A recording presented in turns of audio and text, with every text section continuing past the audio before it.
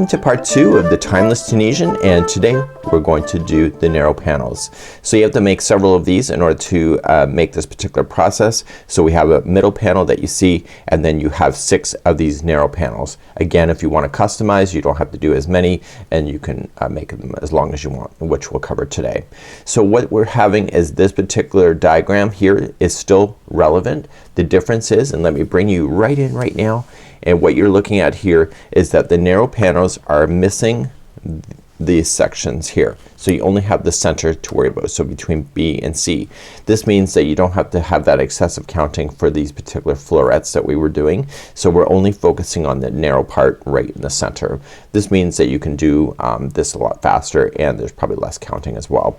So what we want to do is that we have a worksheet for this particular one as well. And so when we back out, we did the workshop for the center panel right here, and we checked, and this sheet here is the narrow panel. So you're going to notice that the counting is slightly different here because we don't have to worry about those florets as you compare the two, as you saw. See? So it's gonna be fun, and what we have to do is that we have to get ourselves started just like the original. So the first 5 rows will be the Tunisian simple stitch, and then we will start blasting through. My particular sample is going to stop at the end of this, and then I'm going to jump to A, and A follows back over here, which is the same instructions here, and then we finish it with a B with 5 rows of Tunisian simple stitch. I need a sample of the baby size. We did the beginning, and then she jumped and did 3 repeats, and then she went to A, finished that, and then went over there. The entire blanket is all the way to number 12 here, going to A and then finishing. So you can decide, because the hook is a 7mm Afghan hook, this will grow taller faster, so you can determine how many repeats you really want to do and just make sure all your panels are done in the same manner. So we're gonna get started right away. I'm not going to show you a slow version of how to do Tunisian, because if this is video number 2, chances are you've already done video 1, but the process to make all of those particular picots are the same. So without further ado, let's get ourselves started right away. Welcome to my channel, and I'm here to inspire you, give you crochet advice, and help you along with your next project. If you enjoyed this pattern, please give me a thumbs up or even comment so I can gauge your interest. It helps me to know what to film next. So back on the original instructions that you have here, we're now working on the narrow panels, and what we have to do is that the B, C, and D, that is all the different colors. Okay, so that's not the instructions between those diagrams. So we're only focused on the narrow part. So when we go to start, we're only going to be working with a chain 20 when we begin, so you can see that it's much more narrower. It's a narrow panel for a reason, right? And then we're going to blast through, and we'll talk about all this stuff, but I encourage you to use our free downloadable worksheet in order to make that easier for yourself. So let's grab our hook, and let's grab a yarn, and let's play. So I'm going to be using ombre today, Super Saver ombre in the color of the pink. And what I'm going to do, this is not jazzy, this is the light pink version. And what I need to do is that I need to chain 20. So let's begin and start. So we have 1, 2, 3, 4, and 5, and go all the way to 20, and meet me back here in a moment. Once you have your chain 20 done, second chain from the hook, get the back hump of the chain. We talked about that in video 1. And so you're just gonna start collecting those and then shoving them down the shaft as you go. So go all the way across collecting, and this is gonna be technically row number 1 in the forward pass. Now that I collected my complete chain, there should be 20 loops on there. We talked about that in video number 1 as well. So the number of chains equals the number of loops. So to do the return pass, just to recap, you're just going to yarn over and pull through the first one. That is considered a chain 1, that is your builder. And then to return pass, you're gonna yarn over and pull through 2s all the way back to the very beginning. So please do that, and I'll see you in a moment at the end of this. So this was technically row 1 of 5 for the very beginning. So rows 1 through 5 is the Tunisian simple stitch. So to recap again, number 2, row 2, second vertical always, and you're just gonna go behind the vertical and yarn over, pull through, and then start collecting that all the way in the forward pass. So this is row number 2, and please do that, and I'll see at the other side of this where I'm going to show you just to recap on how to finish this row off and how to restart going back in the opposite direction. So going in the forward pass, remember that at the very end when you go through, you have to go through that chain 1. So there should be 2 strands on the top of that hook when you get there. Yarn over, pull through there, and then the forward pass is done. To return pass, remember, is chain yarn over and pull through, so that's considered a chain 1, and then yarn over, pull through 2 all the way back. So please do this all the way back to the start. I'll be right back in a moment. So on your worksheet you've now done 2 rows. I need you to do rows number 3, 4, and 5 exactly the same way and check those off on your list, and then I'll pick you up on row number 6 in a moment. So please do rows number 3, 4, and 5. So I've now just finished up to row number 5. If it's curling on you, no big deal. It's gonna start getting a little bit more yarn on there so that it will not curl on you while you're using it on the hook. So we are going to be applying a border to this, so don't worry about that. So if that's your biggest concern right now, you're laughing. So let's continue to the worksheet now. We're going to start rows number 6 through 23, and 6 through 23 is the repeat pattern from the hollow diamonds to the full diamonds, and we're going to begin to do that next. So let's go back to the worksheet. So right now I've got my 5 done, so I've checked it off. What I'm going to do now is go in the forward pass like we did in video number 1, and it's in the return pass that we do the coming back, and it's the 9th one that we want to apply that particular picot, just like we did before. So the counts are slightly different because there's gonna be no florets in the middle of these diamonds, so it's just a nice easy way to do it. So what I'm gonna rely on you to do is that I'm going to ask you to do the forward pass on these, and the row 6 is in the return pass going back, and I'll read these to you. So I'll demonstrate it once coming back, and then I will demonstrate it once going forward in row number 7 to make sure that you're getting those picots in properly. So let's begin row number 6, do the forward pass, and meet me in the return pass in a moment. So I'm now ready for row number 6 in the return pass. So it says 9, so that's what we want to aim for. So we need to start it before we can start counting that. So we yarn over and pull through the 1, that's a chain 1, and then we yarn over and pull through 2 sets for 9 times. That's what that 9 means. So we can say 1, 2, 3, 4, 5, 6, 7, 8, and 9. Once the 9th is in, you're going to chain 3. So 1, 2, 3, and there's nothing left to do on this row, so you're just gonna yarn over and pull through the 2 sets again. So that set, that one, and the next one, and you don't need to count, you just can go all the way back to the other side. So just do that, and we'll go in the forward pass in a moment. So I'm starting row number 7 in the forward pass, and the only difference is now you have to deal with those picots to secure those into position. So if this is the second video for you because you worked on the setter panel, it's the same information of making sure you get those picots to come forward. So essentially those chain 3s. So when you get there, here's one right here. So you want to kind of shift it forward. You want to get this vertical. If you're not sure which vertical to get, just follow it up. You see this vertical belongs here. This vertical belongs there. So just use your finger, push this in front, and if it's not working in front, just push it in after. So just like after you've done the stitch. So just pull through and just use your finger and just pop it to the front side. And then that's all you have to do on this particular row because it's the only picot that exists. So you're gonna go all the way to the other side.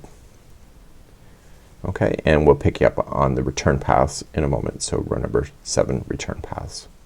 So now that I'm at here, I'm going to do the return pass for row number 7. So from this point I'm going to read you the instructions, you're going to do it, and then you're going to do the forward pass, and then I'll read you the next set of instructions.